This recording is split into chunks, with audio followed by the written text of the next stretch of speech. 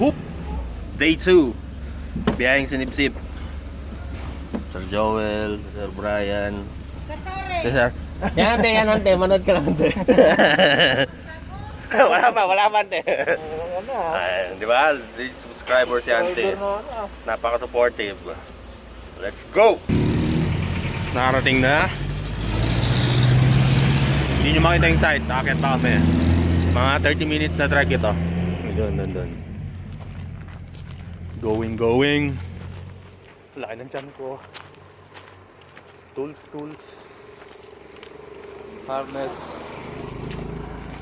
Two-way radio. Yan. Biyahe.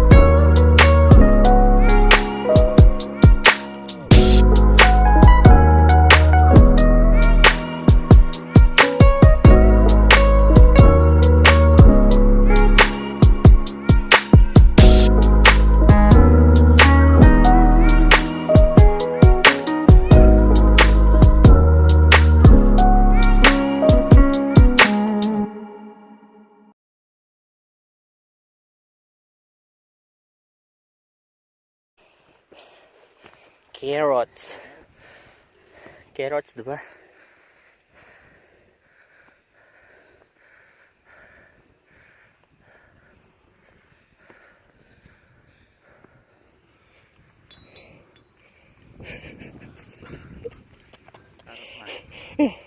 Any carrot man.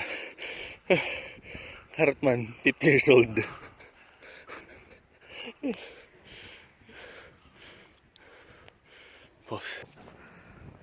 Touchdown. Dito na yung ibang team ng RMS. And we're back. Yan, baba lang yung microwave niya. Medyo malakas yung hangin. Same as nung sa atok kahapon. Yan, dalawa naman kami ngayon ni Sir Bryan. Si Sir Jet at si Sir Joel sa kabila. Alignment again and again and again.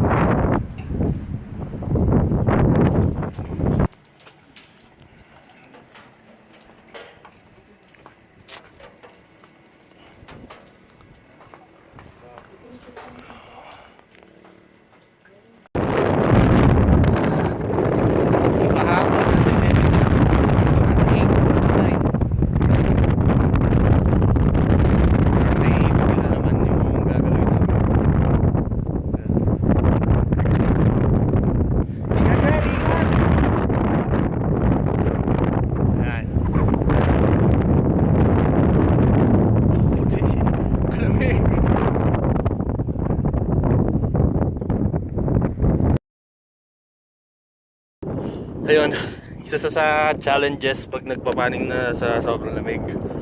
Ayun, sa lamig ko, napaka-blurred.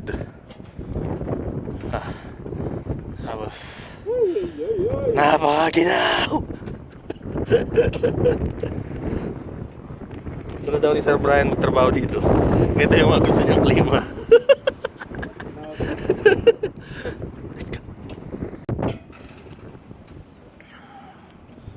Sir Bryan in action. Yan, nagluluwag siya ng struts. Pagkaluwag ng struts, side struts, susunod yung U-bolts. And then, mag-start kami ng alignment. Ano, basang-basa yung tower. Kasi nga napakalamig dito. Ayan. Dito malamig, mga 8 degrees. Yan.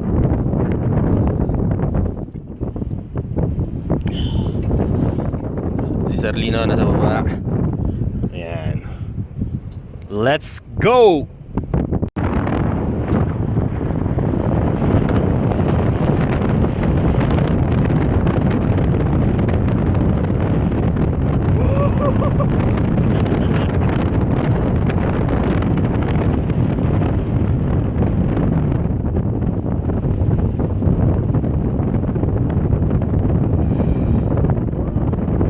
We love our job.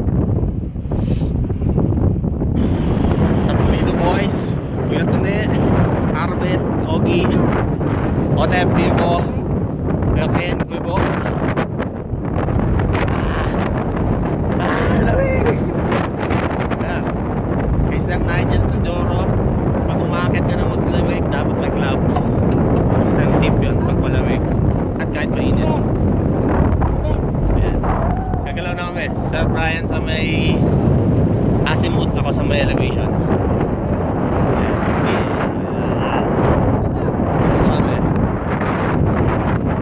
Oh, sige, tutun muna sila. Yan. Napakalamig.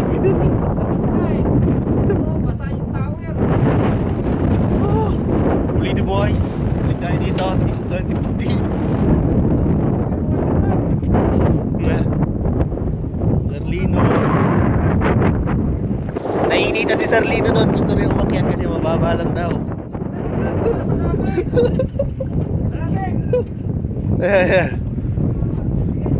Let's work. Puro na lang video kasi nga na ako ginawa. Yan. Medyo huminto yung hangin. Naririnig ako.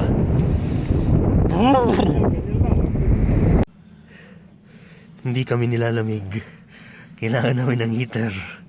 1 meter apart naman to. Suwatan nyo na lang ng ruler.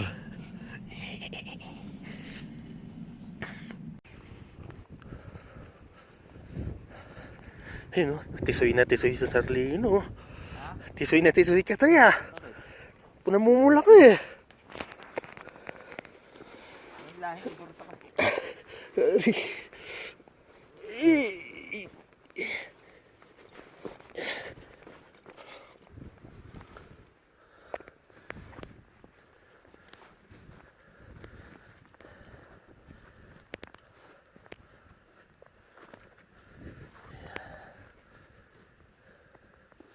Yan o, nag-yelo.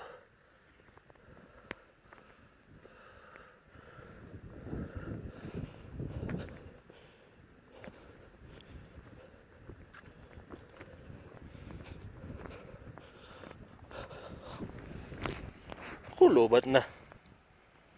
Yan. Dahil pa lobat na. Ito naman yung dinaanan namin kanina.